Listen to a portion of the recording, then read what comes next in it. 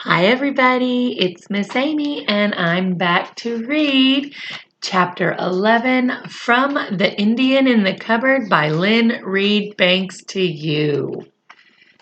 I didn't get to read last night because our electricity was out, and then the day before that, I actually stayed up too late playing board games with my family. So now we are going to begin Chapter 11, and it is entitled School. So last time we read, we got to learn about the breakfast between Little Bear and Boone.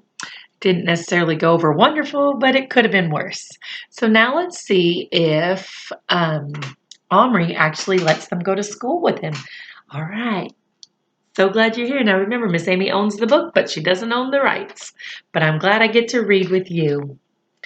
He brought them a low type of egg cup full of hot water and a corner of soap cut off a big cake to wash with. They stood on each side of the bowl. Little Bear stripped off his bandolier, which left him naked to the waist. Oh! Then he lost no time, plunging his arms in and began energetically rubbing the whole of the top part of his body with his wet hands, throwing water everywhere. He made a lot of noise about it and seemed to be enjoying himself, though he ignored the soap. Boys and girls, do you like to take a bath? I know I have children who, when they actually will get into the bath, love getting in the bath. And I know I love taking a bath, especially when there's lots of bubbles. Boone was a different matter. Omri had already noticed that Boone was none too fussy about being clean, and in fact didn't look as if he'd washed or shaved for weeks. Now he approached the hot water gingerly, eyeing Omri as if to see how little washing he could actually get away with. "Come on, Boone, off with that shirt. You can't wash your neck with a shirt on," said Omri briskly, echoing his mother. With extreme reluctance, shivering Boone dragged off his plaid shirt, keeping his hat on. "I should think your hair could do with a wash too," said Omri. Boone stared at him. "Wash my hair?" he asked incredulously.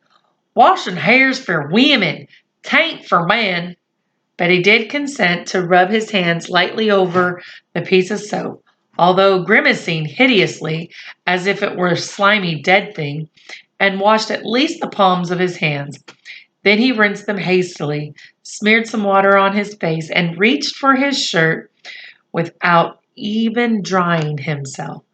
"Boone," said Omri sternly, "just look at Little Bear. You called him dirty, but at least he's washing himself thoroughly. Now you just do something about your neck, and well, under your arms and your chest. I should think I'm not taking you to school all sweaty. Heck, don't you go running down sweat. It's sweat that keeps a man clean." After a lot of bullying, Omri managed to get him to wash at least a few more bits of himself. "You'll have to wash your clothes sometime, too," he said. But this was too much for Boone. "Ain't nobody gonna touch my duds, and that's final," he said. "Ain't been washed since I bought 'em. Water takes all that stuffing out of good old cloth. Without all the dust and sweat, they don't keep you warm no more." Ugh. At least they were ready, and Omri pocketed them and ran down to breakfast. He felt tense with excitement. He'd never carried them around the house before. It was risky, but not so risky as taking them to school. He felt that having family breakfast with them secretly in his pocket was like training for taking them to school. Breakfast in the house was often a dicey meal anyway, with everybody more or less bad-tempered. Today, for instance, Adiel had lost his football shorts and was blaming everybody in turn.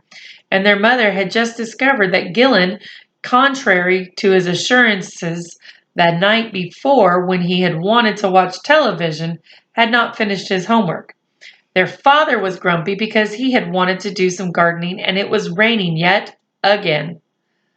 I know I put them in the laundry basket, Adiel was saying fretfully. If you did, I washed them, in which case they're back in your top drawer, said Mother. But you didn't because I didn't, and they're not. Now listen to me, Gillian. It's only a bit of history. One mini little castle to draw and a tiny paragraph to write, said Gillian. I can do it at school. Stinking climate, muttered their father. Those onion sets will rot if I don't get them in soon. Gillian, did you borrow them? I've got my own. Omri ate his cereal in silence, grinning to himself, hugging his secret. He slipped a couple of cornflakes into his pockets. I bet Omri took them, said Adiel suddenly. Omri looked up. Took what? My shorts. What on earth would I want your shorts for? It might be your idea of a joke to hide them, Adiel retorted. This was as outrageous as it sounds. It had, until very recently, been a common form of revenge when Adiel or Gillian had been specially unbearable for Omri to sneak some valuable possession and hide it. Now, however, Omri felt very far away from such babyishness, and was quite insulted. Don't be stupid, he said. So you did, said Adiel in triumph. I did not. You're red in the face. That's proof you're guilty. I swear, said Omri. They're probably under your bed, said their mother to Adiel. Go up and have a look. I have looked. I've looked everywhere. Oh my, it's starting to hail now, said Father despairingly. So much for the apple blossoms. Under cover of the moans that went up about the prospect of no apples in the autumn, and the exclamations about the size of the hailstones, Omri slipped his coat on and ran through the bouncing ice lumps to school.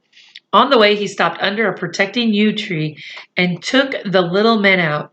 He showed them each a large hailstone, which to them was the size of a football. Now, when we get to school, said Omri, you must lie very still and quiet in my pockets. I'm putting you in separate ones because I can't risk any fighting or quarreling.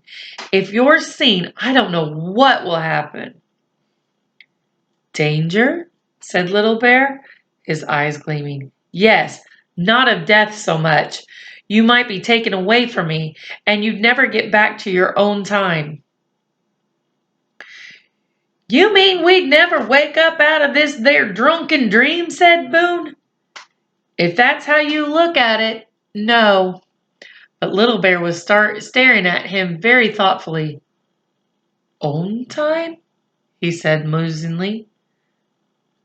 Very strange magic. Omri had never arrived at school with more appreciation in his heart, or apprehension in his heart, not even on spelling test days, and yet he was excited too. Once he had taken a white mouse to school in his blazer pocket. He'd planned to do all sorts of fiendish things with it, like putting it up his teacher's trouser leg. He had a man teacher then. Or down the back of a girl's neck. Or just putting it on the floor and letting it run and throw the whole class into chaos. He hadn't actually dared do anything with it except let it peep out and make the neighbors giggle. This time he had no such plans. All he was hoping was that he could get through the day without anybody finding out. Patrick was waiting for him at the school gate. Have you got him? Yes. His eyes lit up. Give! I want him. All right, said Omri, but you have to promise that you won't show him to anybody. Omri reached his right hand into his right hand pocket, closed his fingers gently around Boone, and passed them into Patrick's hand. The moment Omri had let go of him, things started to happen. A particularly nasty little girl called April who had been right across the playground at the moment of the transaction, was at Patrick's side about 2 seconds later. "What do you got there, then? What did he give you?" she asked in her raucous voice, like a crow's. Patrick flushed red. "Nothing. Push off," he said. At once, April pointed her witchy finger at him. "Look at Patrick Blueshing! Look at Patrick Blueshing!" she squawked. Several other children speedily arrived on the scene, as a certain type of a child will, whenever somebody is getting taunted, and soon Patrick and Omri found themselves surrounded. "What's he got? Bet it's something horrid. Bet it's a slimy toad. A little wriggly worm, more like. A beetle, like him." Omri felt his blood begin to get hot in his head. He longed to bash them all, one by one, or better still, all at once. A giant knocking down hordes of enemies like skittles. He imagined them all rolling backward down a long, wide flight of steps and waves, bowled over by his flashing fist and flying feet. The best he could manage in reality, though, was to lower his head and, keeping his hand cupped stiffly over his left pocket, barge through the chanting circle. And there they are, all surrounded around Patrick and Omri and the transaction of Boone. He caught one of them a good butt in the stomach, which was rather satisfying. Patrick was hot on his heels, and they belted across the playground and in through the double doors, which fortunately had just been opened. Once inside, they were relatively safe. There were teachers all over the place, and any kind of fighting or taunting above a sly pinch or a snide whisper was out. Patrick and Omri slowed to walk, went to their places, and sat down, trying to look perfectly calm and ordinary so as not to attract their teacher's attention. Their breathing gave them away, though.